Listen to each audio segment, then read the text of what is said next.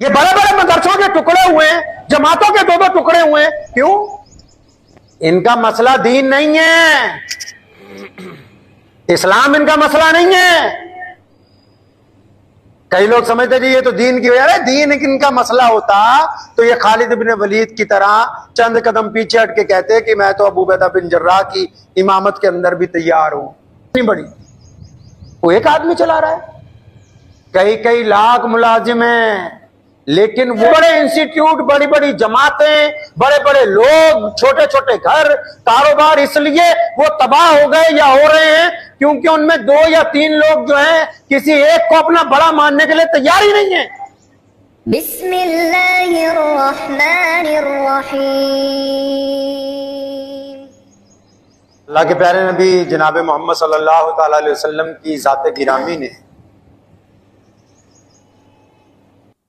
इंसानों के तमाम मसाइल के हर एक पहलू के ऊपर रोशनी अता फरमाई। दीन इस्लाम में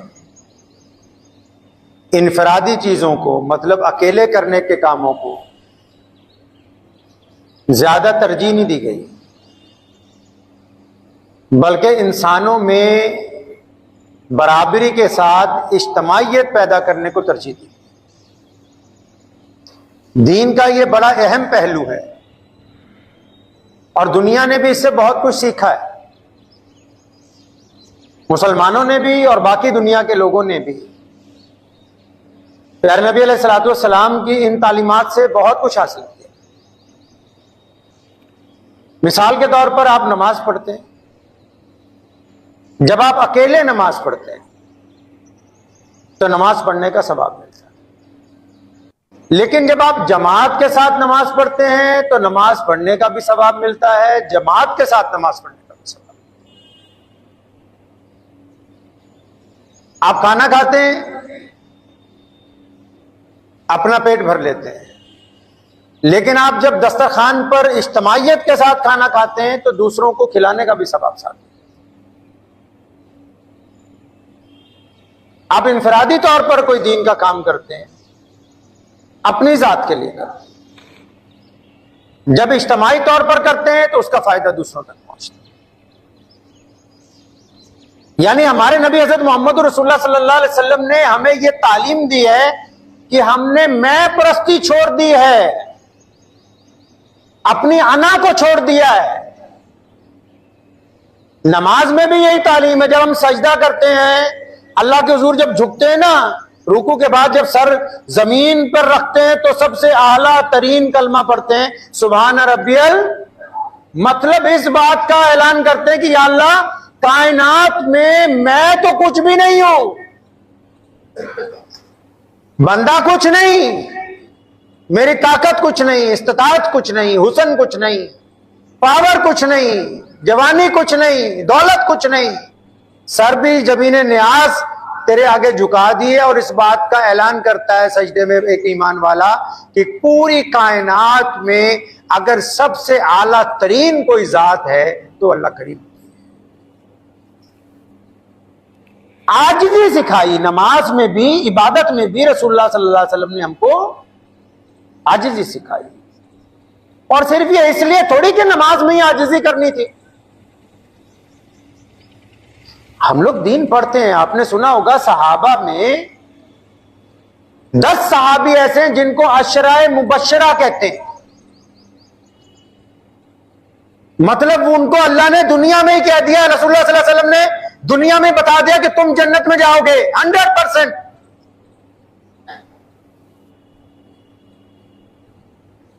ये कह दिया उनको, सहाबा को बता दिया कि ये जो सहाबी हैं, सैयदना अबू बकर सिद्दीक रज़ियल्लाहु ताला अन्हु, सैयदना उमर बिन खत्ताब रज़ियल्लाहु ताला, सैयदना उस्मान ज़ुन्नुरैन रज़ियल्लाहु ताला, सैयदना मौला अली करमुल्लाह वजह रज़ियल्लाहु ताला, सैयदना अबू उबैदा बिन जर्राह रज़ियल्लाहु ताला, जो 10 सहाबी हैं अशरा मुबश्शरा में। अब ये सिर्फ इसीलिए थोड़ी कहा कि ये जन्नत में जाएंगे। जन्नत में तो तमाम सहाबा ने जाना है, वो मासूम जमात है। अल्लाह ने उन सब के लिए रजामंदी का इजहार किया है।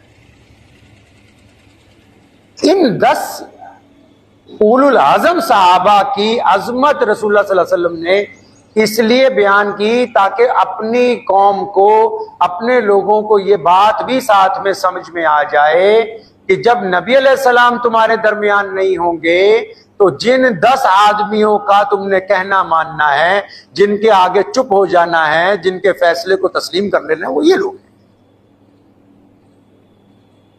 सैयदना अबू बकर सिद्दीक रज़ियल्लाहु तआला अन्हु को नबी अलैहिस्सलाम ने अपनी जिंदगी में, अपनी मौजूदगी में, नबी अलैहिस्सलाम ने किसी की इक्तदा में नमाज नहीं पढ़ी, वो इमामुल अंबिया है, उनके पीछे लोग नमाज पढ़ते हैं, लेकिन खुद नबी अलैहिस्सलाम तशरीफ फरमा हुए, सैयदना अबू बकर सिद्दीक को कहा अपने सामने की सहाबा को नमाज पढ़ाओ। उसका मतलब क्या है? उसका मतलब यह है कि जब नबी अलैहिस्सलाम इस दुनिया में नहीं होंगे, पर्दा फरमा जाएंगे, तो अबू बकर की इताअत करना, फरमा बरदारी करना तुम्हारे सामने नमूना पेश किया। इताअत और फरमा बरदारी दीन का एक जुज है, एक जरूरी हिस्सा है हमारे मजहब का, और सिर्फ मजहब का ही नहीं, जिंदगी का भी हिस्सा है, घर के मामलात का हिस्सा है, कारोबार के मामलात का हिस्सा है। और सहाबा किराम रज़ियल्लाहु तआला अजमईन तो इसके नमूने थे जीते जागते। आज से तकरीबन 1400 साल पहले की बात है, जब नबी अलैहिस्सलाम इस कायनात से पर्दा फरमा गए, तो जब मुसलमान निकले हैं मदीनतुल मुनव्वरा से पूरी दुनिया को फतह करने के लिए, तो जो सबसे फ्रंट लाइन पे थे, आगे आगे जो थे सबसे, उनमें सैयदना खालिद इब्ने वलीद रज़ियल्लाहु ताला अन्हु जर्नल थे, रसूलुल्लाह के चहेते साहबी, अशरा मुबशरा में। और नबी अलैहिस्सलाम ने कहा कि खालिद अल्लाह की तलवारों में से एक तलवार है, मतलब उनका रुतबा बुलंद करने के लिए उनको लक़ब दिया गया। सबसे आगे वो होते थे, मतलब बाकी लोग पीछे 200, 300 किलोमीटर भी आ रहे हैं, वो आगे से आगे शहर फतेह करते हुए जा रहा है। मदीने से जो निकले हैं तो पूरे जजीरे अरब में जो मुनकिर थे, बदमाश थे, जो गुंडे थे, जो औरतों पर जुल्म करते थे, जो बच्चों का कत्ल करते थे, जिन्होंने गरीबों को गुलाम बना के रखा हुआ था, उनकी हुकूमतों को रौंदते हुए खालिद बिन वलीद आगे बढ़ रहे थे। अब इधर सैयदना अबू बकर सिद्दीक खलीफा थे, खालिद बिन वलीद रज़ियल्लाहु ताला अन्हु सबसे फ्रंट लाइन में इंचार्ज थे।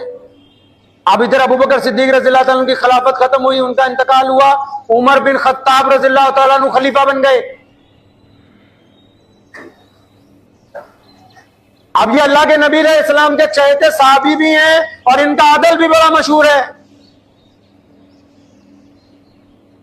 जब एक जर्नल ने चिट्ठी लिखी कि मिस्र में एक ऐसा दरिया है जहां हर साल एक लड़की को कुर्बान करते हैं जंगल के लोग आके, तब उसमें पानी आता है, तो सैयदना उमर बिन खत्ताब ने कहा था अपने उस जर्नल को कि आज के बाद वहां किसी बेटी का कत्ल नहीं होना चाहिए, मैं एक चिट्ठी लिख के भेजता हूं, उस दरिया में डाल दो। और उस चिट्ठी में लिखा उमर बिन खत्ताब रज़ियल्लाहु ताला अन्हु ने कि उमर बिन खत्ताब रसूलुल्लाह सल्लल्लाहु अलैहि वसल्लम का जो सहाबी है, वो तुझे दरिया को हुक्म देता है कि अगर तू अल्लाह के हुक्म से बहता है तो बेहतर है, वरना हमें तेरी कोई जरूरत नहीं। लाखों लोग आए थे इसको देखने के लिए और उन्होंने कहा था ये तमाशा कर रहे हैं मुसलमान। दरियाए नील के दोनों तरफ जब पानी सूख गया, लोगों को पता लगा कि यहां इस्लामी हुकूमत है और अब दरिया में लड़की को ज़िबा नहीं किया जाएगा इस साल। लाखों लोग ये तमाशा देखने के लिए आए और उधर सैयदना अबू उबैदा बिन जर्राह रज़ियल्लाहु अन्हु ने वो खत खलीफा का दरिया के अंदर डाल दिया, सूखी जमीन के ऊपर वो खत रख दिया। रात गुजरी, फजर के वक्त जो दरिया में पानी आना शुरू हुआ है, आज 1400 साल गुजर गए दरियाए नील को, वो पानी जो है एक रत्ती कम नहीं हुआ। दुनिया के सारे बहरी बेड़े उसी दरिया में से निकल के समुंदर के अंदर दाखिल होते हैं। ये मोहम्मद रसूलुल्लाह सल्लल्लाहु अलैहि वसल्लम के सहाबा का ईमान है। अब उमर रज़ियल्लाहु अन्हु ने क्या किया? फ्रंट लाइन पे जो खालिद इब्ने वलीद है, जो 10 साल से कई मुल्क फतह करके मुसलमानों को दे चुका है, इधर से खिलाफत ने हुक्मनामा जारी किया कि इब्ने वलीद तुम्हें उतार दिया है, तुम जिस ओहदे पे हो तुम्हें इस ओहदे से हटाया जा रहा है। और तुम्हारे ही लश्कर में तुम्हारे जो नायब हैं सैयदना अबू उबैदा बिन जर्राह रज़ियल्लाहु तआला अन्हु, वो भी अशरा मुबशरा में हैं, अमीनुल उम्मत हैं। इधर से खिलाफत से हुक्म जारी हो गया कि खालिद आज से तुम नहीं हो इंचार्ज, आज से अबू उबैदा बिन जर्राह है। अब हुक्मनामा जब पहुंचा है तो सारी जगह वहां फौज में खलबली मच गई कि ये क्या हो गया, एक ऐसे इंसान को हटा रहे हो जिसने दर्जनों हुकूमतें तुम्हारी झोली में डाल दी।